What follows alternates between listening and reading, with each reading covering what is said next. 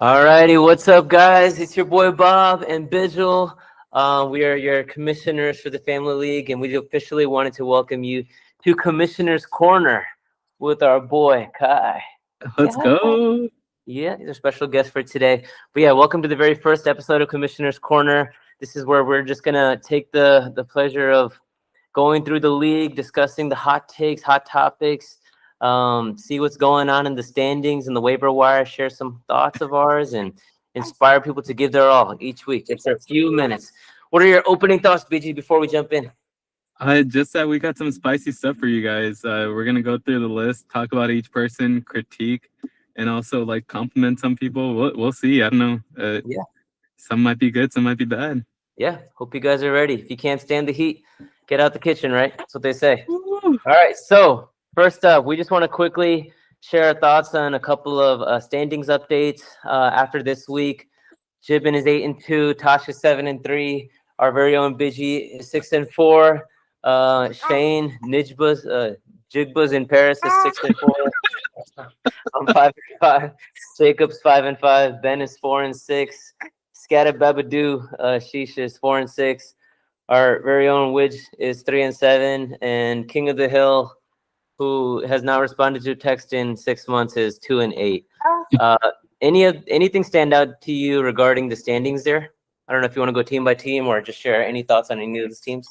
I'm down to go team by team. Yeah. No, we can share quick thoughts. So, what are your thoughts on Jibin's team? He's 8-2 right now. He's on a 2-game losing streak. So he started off undefeated, but he's lost in the past 2. Does he have to worry about anything, or is this just a small blip in the schedule? I got a lucky win against Jibin last week. I will say that. Because Goddard was just literally like a couple points away. So Jibin almost had it. Rachel keeps calling him out, saying that he has a trash team. And every time, like me, Jibin, and Rachel call each other, Rachel's like constantly talking trash about Jibin. But personally, I feel like Jibin's getting some good wins. So like, you gotta appreciate the 8-2 record. He's killing it. So for sure, that's a big deal. And he's only made. Oh, actually, no. I thought it said 2 waiver moves. He's made 15 waiver moves. So yeah, up next we have Tosh, the general of this household. She's 7-3, and 2-game winning streak. Has only spent $16 of her waiver budget. Does that surprise you? Crazy. That's pretty crazy.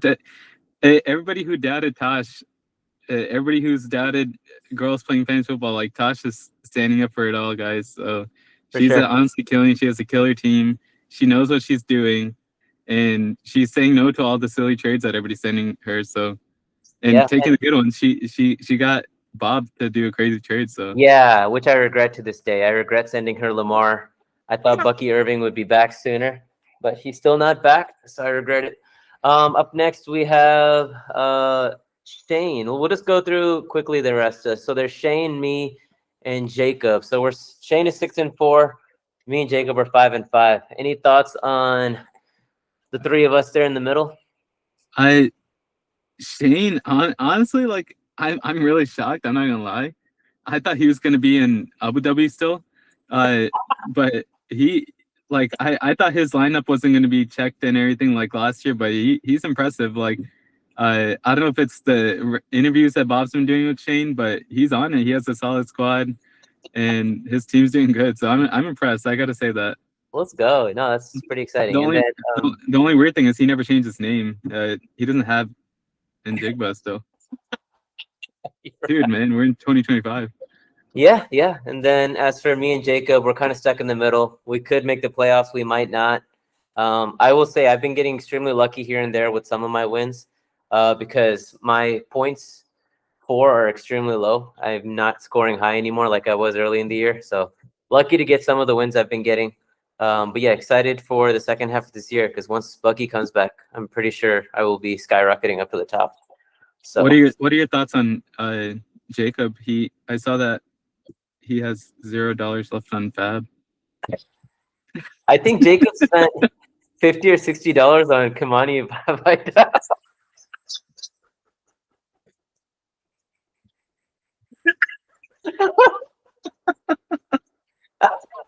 I mean, you got to give it up to Jacob. He doesn't use he, he doesn't. Sorry. No such thing as wasting money with Jacob, right? It's all Hey, perfect. he's sixth place. He's doing good. He's doing good. Sixth place. His points for is one of the lowest in the league, but he's he's going all out. He's trying his hardest. All right, the next two we'll group together are the 4 and 6s. We have Ben and Shishi. I know Ben's called you out recently. Anything there you want to address? Man, I was minding my own business. Just going about my week. You know, I'm going through the normal day. All I'm doing is last year I learned my lesson. I didn't have enough running backs or QBs. So this year my strategy was, okay, like I need more running backs. So I'm happy with my 4 running backs. And one of my QBs is injured. So all I did was pick up a third QB. And then Ben randomly called me out, said that like I'm gatekeeping. What is it? I don't know what he said. He said I'm holding all the running backs. It's. I think he's just upset because there's no running backs that are available, and he just wanted to call it. But I know Ben's tactics. I'm not falling for it this year. Sorry, buddy. I'm not falling for it. You're not going to get much of a reaction from me this year. But Rachel did that call out. I was like, okay, I see. Yeah, for sure. I think part of the tactic is also it's a good strategy sometimes to guilt people into trades. Yeah. So yeah, Ben, send me some good offers for the good players. Ben keeps sending me Ted McMillan for like my top running backs, and when Ted's been struggling, so I'm like, dude, come on, man. I hear you, man. All right, and then Sheesh, he is also right there with Ben.